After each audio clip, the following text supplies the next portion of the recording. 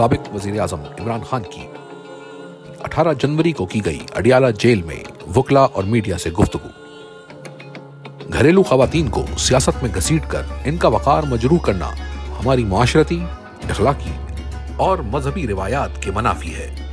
بشرا بیگم کا سیاست سے کوئی تعلق نہیں ہے، محض مجھے دباؤ میں لانے کے لیے انہیں نشانہ بنانا قابل مذمت ہے۔ بشرا بیگم نے صرف میری اہلیہ ہونے کی بدولت صعوبتیں برداشت کی۔ خواتین کو سیاست میں گھسیٹ کر نشانہ بنانا اخلاقی گراوٹ کی انتہا ہے۔ میں ایک مرتبہ پھر سے واضح کر دوں کہ مجھ سمیت تحریک انصاف کے تمام کارکنان جیلیں کاٹنے کو یحییٰ خان پارٹ 2 کی آمریت تسلیم کرنے پر ترجیح دیں گے۔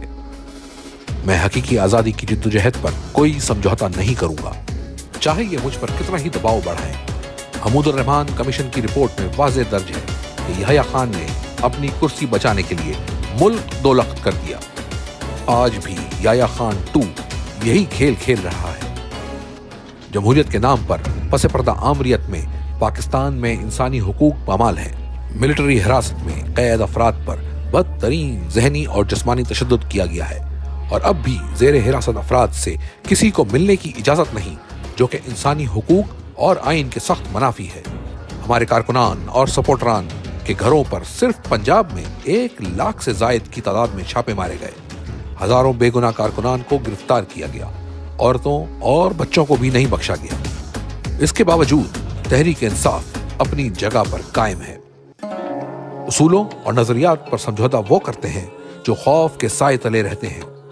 مجھے اللہ کی ذات کے سوا کسی چیز کا خوف نہیں۔ ایمان کی طاقت انسان کو جھکنے نہیں دیتی، جھکتے صرف وہ لوگ ہیں جن میں ایمان کی کمی ہو۔ دنیا کے عظیم ترین لیڈر حضرت محمد صلی اللہ علیہ وآلہ وسلم نے اپنی حیات مبارکہ سے ہمیں عملاً یہ سبق دیا ہے کہ جس قدر ہی مصائب اور مشکلات کیوں نہ آ جائیں، حق اور اپنے مقصد کی ترویج کے لیے ڈٹ جانا چاہیے اور غیر اللہ کے سامنے سر نہیں جھکانا چاہیے۔ تحریک انصاف کی جدوجہد کا مقصد جمہوریت کی سربلندی، آئین و قانون کی حکمرانی، آزاد عدلیہ و میڈیا اور بنیادی شہری حقوق کا تحفظ ہے، اور ہم اس میں کامیاب ہوں گے کیونکہ یہی حق ہے۔ میں آخری سانس تک اس کے لیے جدوجہد کروں گا۔ میری قوم نے بھی پیچھے نہیں ہٹنا۔ القادر ٹرسٹ کے فیصلے نے دنیا میں پاکستان کے نظام عدل کا مذاق بنوایا ہے۔ بکاؤ میڈیا پر اسے ایک شیم ٹرسٹ کا لقب دیا گیا، جو کہ حقائق کو بھونڈے انداز میں مسخ کرنے کی ایک ناکام کوشش ہے۔ القادر ٹرسٹ نہ تو بلاول ہاؤس ہے اور نہ ایون فیلڈ ہاؤس ہے۔ یہ طلبہ کو سیرت النبی صلی اللہ علیہ وآلہ وسلم سے روشناس کروانے کی ایک درسگاہ ہے۔ صاف نظر آتا ہے کہ ملک ریاض کو یہاں پر دھمکایا گیا، جس کے پیش نظر ان کے بیٹے نے لندن میں 9 ارب کی پراپرٹی 18 ارب میں خریدی۔ پروسیکیوشن آج تک یہ ثابت نہیں کر سکی کہ یہ منی لانڈرنگ ہے، جبکہ میرے اور میری اہلیہ پر فرد جرم عائد کی گئی، جنہوں نے 1 روپے کا مالی فائدہ نہیں لیا۔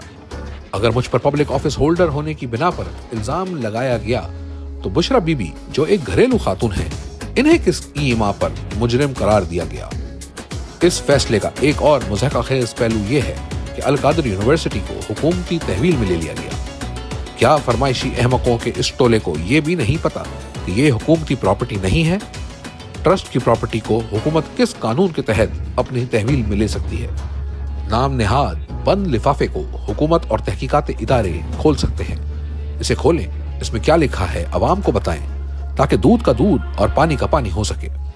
لیکن جب مقدمے کا مقصد محض پروپیگنڈا کر کے صبح شام جھوٹ بولنا ہو تو کوئی چیز پبلک نہیں ہو سکتی۔ 8 فروری کو پورے ملک میں یوم سیاہ منائیں گے۔ اس دن پاکستانی عوام کے مینڈیٹ کے ساتھ بری طرح کھلواڑ کیا گیا۔